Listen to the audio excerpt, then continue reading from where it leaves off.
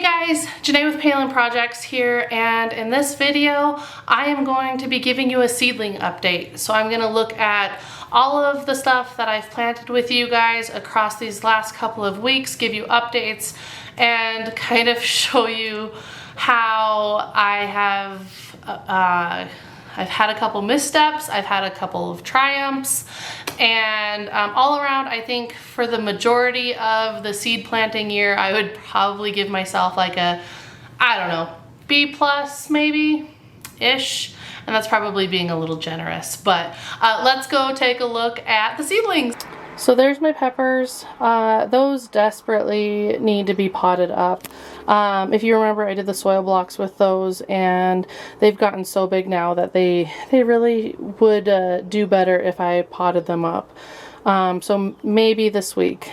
Look at my cute little doormat. I love that. Because probably I will be out in the garden this summer. I'm not going to go too far to the left because I have other plants for other projects and I don't want to ruin the surprise, but here's the latest on the tomatoes. I did have to pot up the tomatoes as well. You can see that I do have some either dead ones or struggling because I didn't pot them up because I was trying to hold off and not have to pot things up because of the soil blocks. I didn't want to have to separate, but I'm going to change my process for next year. Oh, you didn't see that. Change my process for next year, but I do have some like nice looking tomatoes as well. So the nice ones I potted up a little bit sooner than the rest of these, so you can definitely tell that they enjoyed being potted up, but I really need to get these into the ground. I just don't have beds for them yet. These are the broccoli and cabbages, and then the artichokes in the back. They're doing okay, but again, they suffered being in the soil blocks, or I needed to pot them up from the soil blocks sooner, and it's just kind of, it's been a learning year with the soil blocking. So here's the rest of my tomatoes that I potted up, and I'm not going to go over there because I have more projects over there that I can't show you guys yet, but for the most part, here's all the tomatoes. Everything's looking okay, and I'm fairly happy with how the tomatoes are turning out this year. As you can see, I am on my front patio, so I'll talk about that a little bit more inside when we recap. So it's a little dark, but you can see here are the latest seeds that I planted are up here. These guys are looking good. I didn't get a great germination rate on the asters and the bachelor buttons. And then the green coneflowers are in the back. And I think the reason for that is we took a trip the weekend after I planted these, and I think it dried out a little too much. So I need to re-sow some of these flowers or just direct sow them outside because I have just a couple of weeks until I can plant outside. So it might just be worth waiting and planting them or direct sowing those outside. These guys are doing good though. I mean, look at these snapdragons. They're massive. The straw flowers are good. I have some bachelor buttons in this. Yeah, everything looks to be going pretty well in this tray. This is the Nasturtiums, which I had to up-pot them and they're going crazy. And then if I look down here, I have my herbs. I had to pot up the herbs and they've gone crazy. You can see the asparagus over there. I did not plant that in a video for you guys because it was kind of an experiment, and I'll go into that in the closing of this. Here is one of my earlier trays that I planted of flowers. The lavender didn't do well. I'm not sure why. I think it might have dried out as well, but I'm just not 100% positive. You can see the carnations and the lollipop gaillardia, and the celosia is doing good. My other herbs are right there.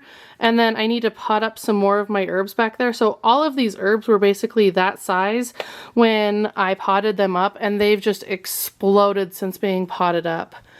There's the zinnias. Justin tried to kill my zinnias, guys. He closed the door in this room over one weekend, and you know, we just didn't make sure that they had enough water. And you can see like there's a couple of them that have died off. Possibly like this guy's coming back right there, which is nice to see. But I had watered them really good. I got them water right away, and they just kind of popped back, so that's nice. And then there's my onions, leeks, and celery, which the celery is still going strong, which is nice. I didn't screw that one up this year, so that's a win. That's my seedlings. Some things that I have done this year that I did differently. So as I stated before, I did the soil blocking, which again was a learning year this year around that. I have some thoughts around soil blocking. Either I'm going to have to start my plants even later than what I did this year, or I'm just gonna have to be, I don't know, diligent about potting them up and just bite the bullet there. My idea around the soil blocking was to prevent the need for potting up, but I just, the plants got too big and they started to get leggy, and then they were starting to perish. Because they didn't have enough nutrients, they didn't have enough room to grow, and so I did pot up what I could so far, and I need to do it to just that much more too. So definitely to the herbs, probably the peppers could stand to be potted up, and then the flowers I could probably pot up as well.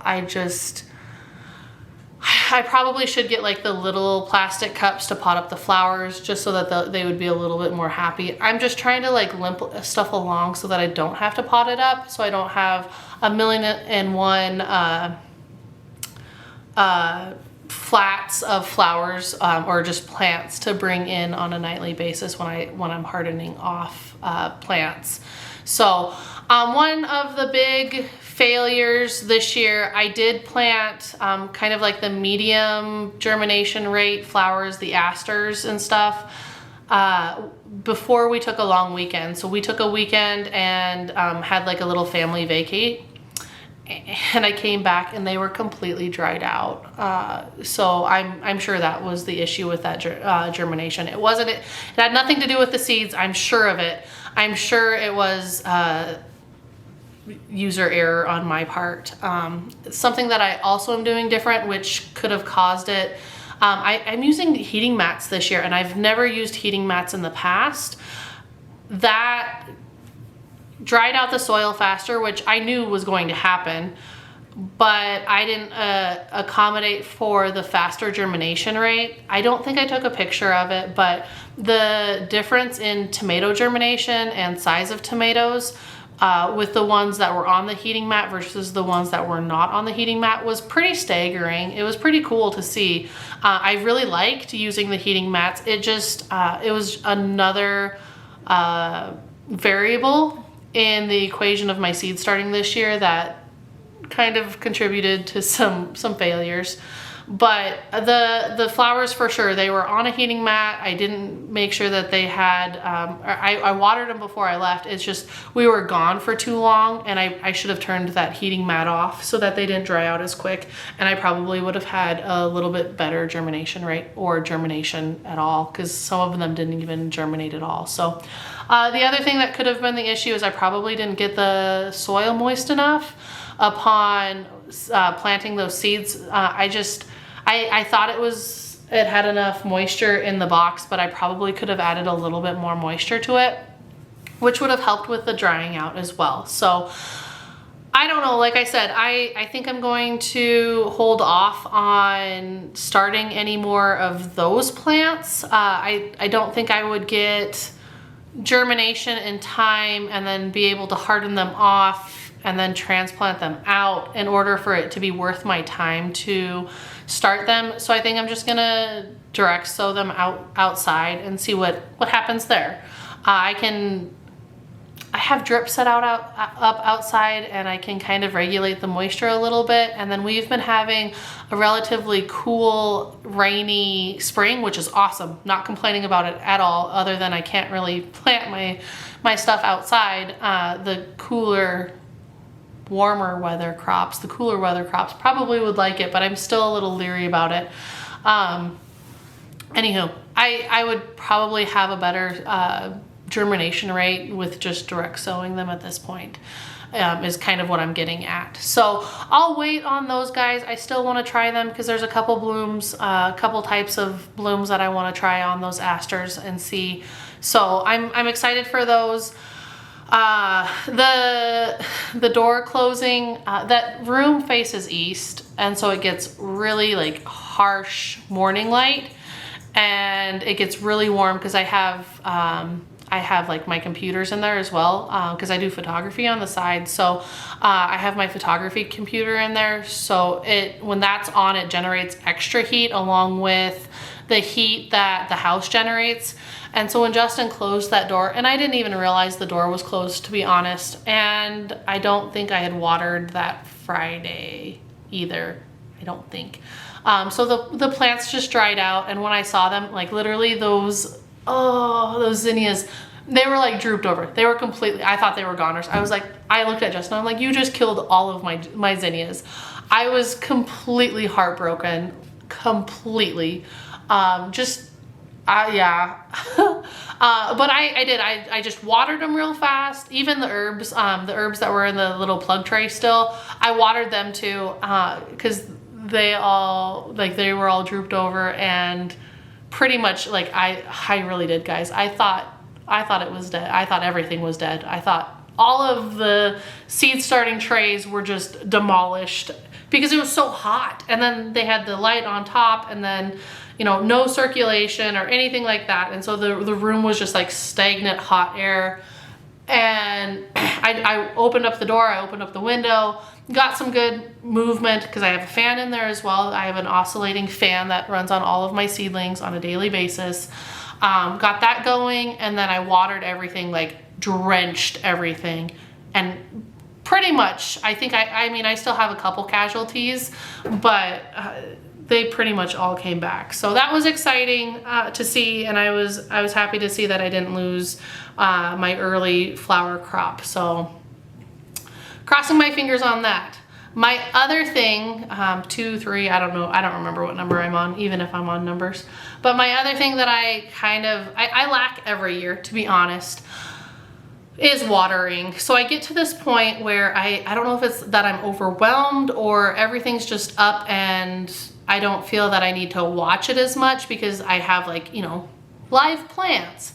But I always struggle with watering at this stage in the game. So everything is pretty much big enough that it can go outside, but I can't put it outside because of the weather, and I need to harden them off.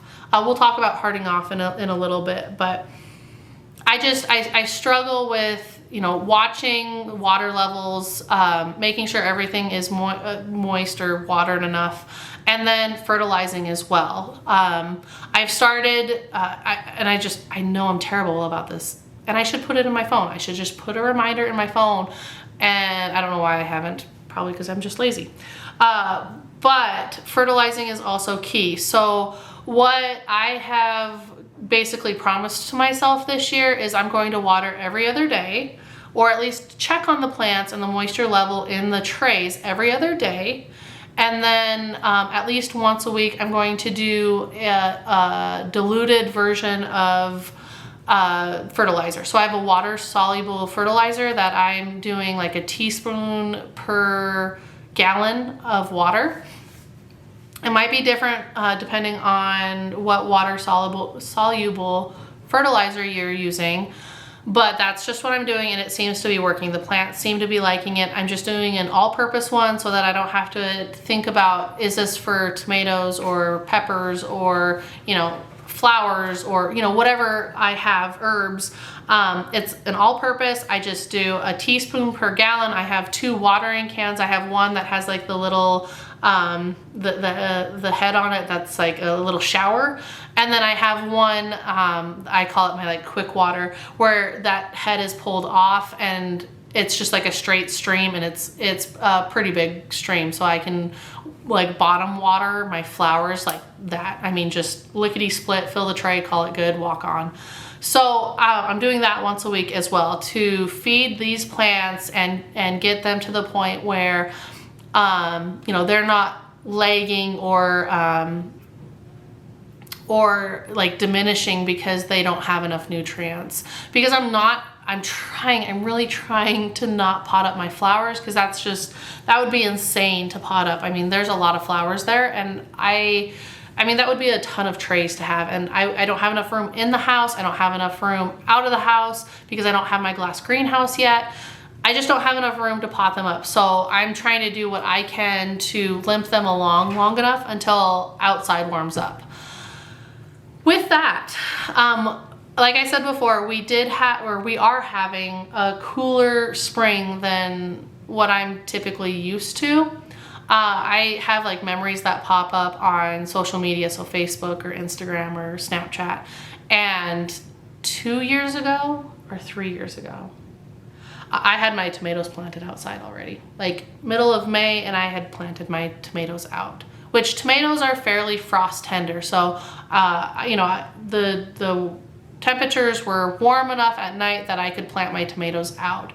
Last year, I was in kind of the same boat. I was still in the hardening off stage, and I hadn't planted everything out yet. I think I had planted out my cabbages, but I don't remember. I'll have to go back and look. But this year we've been hitting you know, below freezing a couple times each week. So last night we had a below freezing, no, 2 nights ago, because last night it was okay. I left my petunias outside last night, guys. If you guys know anything about petunias, you know they're like super frost tender.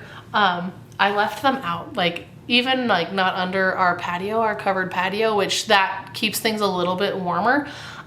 They were just out in the yard, and Justin got up with the dogs and let the dogs out at like 1 o'clock or something like that. And he came back into our bedroom, and he was like, you realize your petunias are still outside? And I was like, no! Ran out, like, yeah, just ran out, grabbed my petunias, brought them back inside. They're fine. They're perfectly fine. It was warm enough last night. It was like 43 degrees when I went and grabbed them. But yeah, 2 nights ago, it was below freezing. Hello, Montana. Gotta love it. It was like, I don't know, mid-20s. What was that? Tuesday night. So with the crazy night temperatures, I haven't planted out, which I think the cabbage would probably be okay with it. They probably would like it. But I haven't planted out the cabbage. I haven't planted out the broccoli. I haven't planted out the tomatoes. Definitely haven't planted out the peppers. I'm not even gonna think about planting out the peppers until we get to about like 60 degrees at night. So I have probably about a month, which is why I was saying I need to pot those bad boys up. But the flowers, I don't really have any cold tolerant flowers that I started, I don't think. Or they're like on the verge of being cold tolerant. So I'm not gonna plant any of those out until it gets a little bit warmer, you know, high 40s, low 50s. So I still have a couple weeks. I think we have one more below freezing temperature this week and into next week, maybe 1 or 2 days, we'll see. And then I can probably start looking at planting them out once I harden them off. So something that I wanted to note is your seedlings need to be hardened off. You can't just like throw them out into full sun, into the blazing heat and think that they're going to survive. They will sun scorch, they'll get sunburnt, just like us, we get sunburnt, they get sunburned. So you need to harden them off. So my tomatoes, peppers, and other plants that I'm not going to disclose to you at this time are on my front patio. It gets morning sun, so typically morning sun is a lot less harsh. Afternoon sun is harsher. And so our front porch faces east, so they get a good bout of morning sun. And then they get covered shade in the afternoon, which is kind of perfect. And honestly, when I start to harden off my plants, I don't put them out onto our front patio until like mid-morning, so that they only get a small block of morning sun and not the full morning sun, because that can even sun scorch them. I actually have a couple that got sun scorched.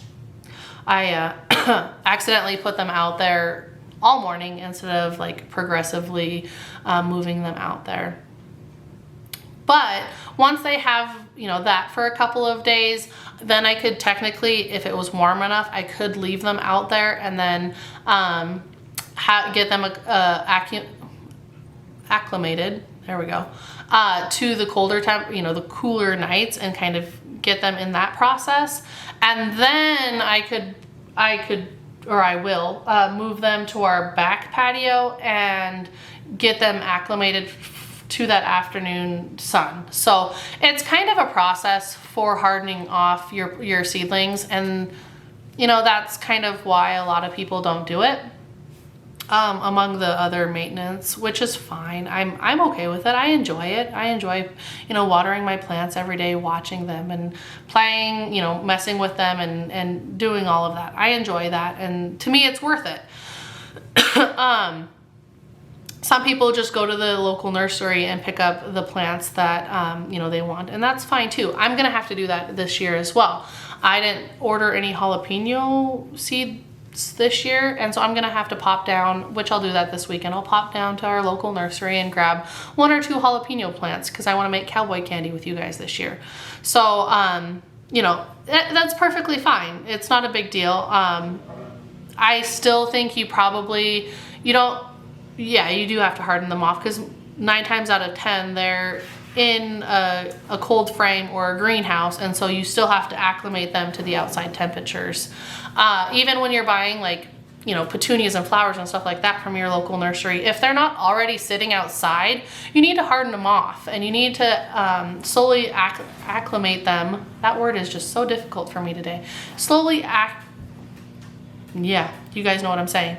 Them to the outside temperatures and the outside sunlight, because in those cold frames and those greenhouses, they get filtered light and they don't get the direct sunlight and the direct rays, and they'll scorch, they'll burn, and you'll lose your plant. So I don't want you to lose your money and you know, waste it on killing a plant. So please harden off your plants, and even err on the side of caution when you're buying plants. If they're in an establishment, just try and be a little more aware of their situation. So when you buy them in that kind of a situation, move them directly, if you can, into that same situation at your house, and then harden them off from there. So just a word of wise. Other than that, yeah, that's the update on the seedlings. I think everything's going fairly well, besides the ones that I've killed, which I kill some every year. I killed celery last year, which my celery is doing pretty good this year. It probably needs to be potted up as well, but we're just gonna chill with it there, and then, you know, harden it off and plant it outside. So, but yeah. If you have any questions about my process, or you know, if you just have any questions in general or want to see anything, a more in-depth look at anything, let me know. Put them in the comments below, and I'll throw it into a video for you guys. So I hope you enjoyed watching, and we'll see you in the next project. Thanks, guys. Bye.